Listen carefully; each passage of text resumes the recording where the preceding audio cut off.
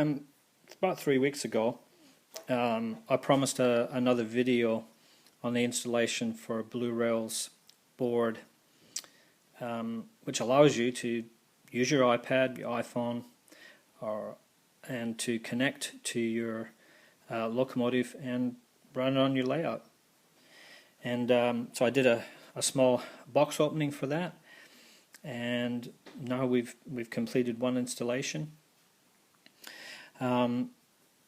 And I finally decided that I'd install it in an old Atlas F9, and so this is the installation. Over here we have of course the Bluerail board. We have a 9-pin GST that connects there. This is a pretty standard DCC connection and wiring loom. This one that I happen to already have had these little connectors. There's little orange pins there, and you pull those back and then you can slide your wire into the appropriate connection. And so that made the installation fairly simple and avoided a little bit of soldering. Over here I have we're connected to two 5mm LEDs for our lights. Track power is picked up through these wires here, coming from either truck, and this runs back to the board and then back to the motor again.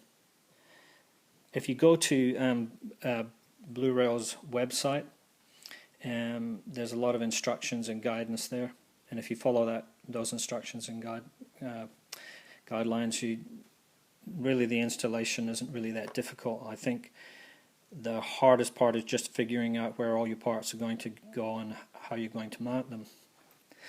The Bluerail board in this particular case is just held in with some double-sided foam tape, and the same with this connector here.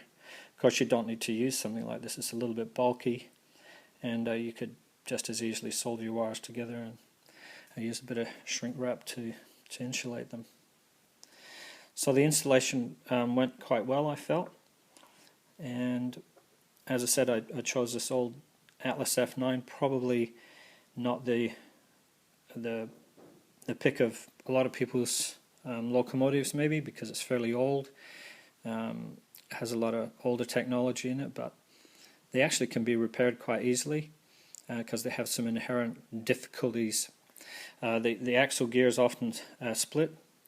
I've repaired these ones by using a bit of brass tubing that you can get from K&S, and I just file the shoulders down a little bit and put a pressured fit on to the gears, and then slip them back on the axles again, and that seems to work really quite well to repair them.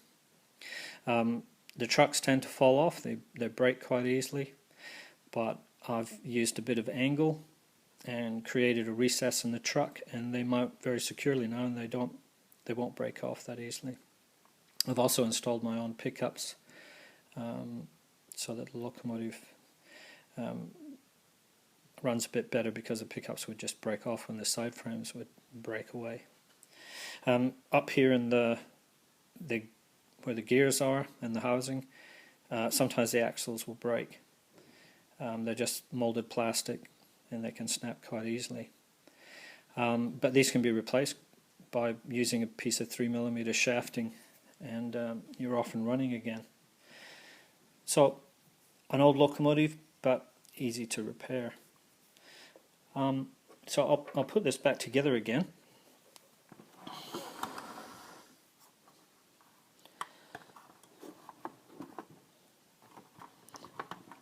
Sometimes a little bit tricky to get the body back on again.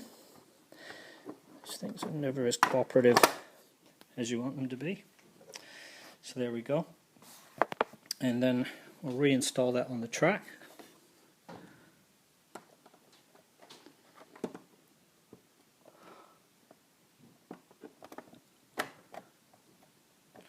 There we go. So I'm going to go back to my app, and I'm going to start the locomotive up. So you can download the app from the appropriate place depending on which device you have. There's two apps. There's one for Bachmann and there's one for Bluerail. They both work the same, and you can use either. So I've actually connected to that app.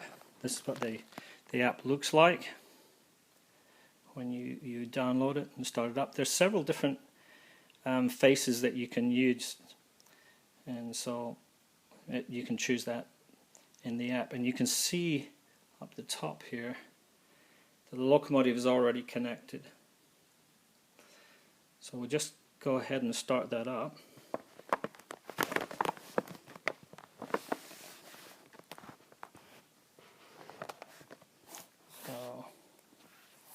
Can't see that too well, I'm afraid, but basically I have to click on there, and there's my startup button.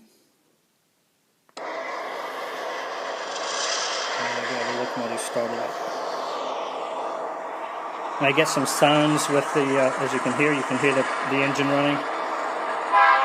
And we've got things like horns or bells. The site's quite intuitive.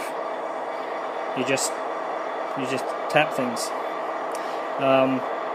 I've had my kids use this and they don't have any trouble with it at all.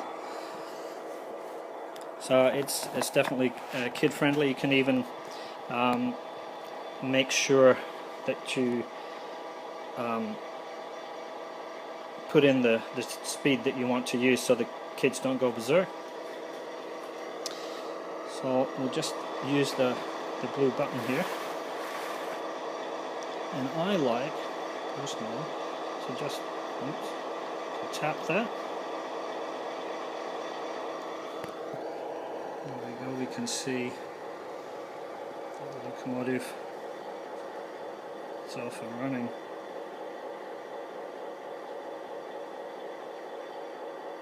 So that's just a little bit awkward to use both devices. So we reverse that. And off we go again.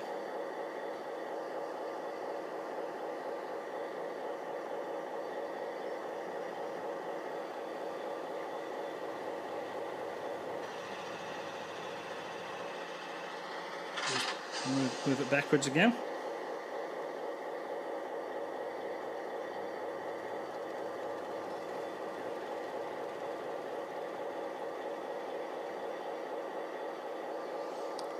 And then we turn on the headlight. I've also set up a ditch light, and I've set that up so that it flashes. All of this is contained within the app, so you can organize your lighting the way that you want. You can have up to 4 LEDs.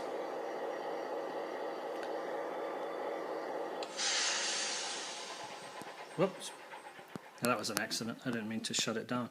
But basically that's the installation, and I'm really quite happy with the way that turned out. Thank you.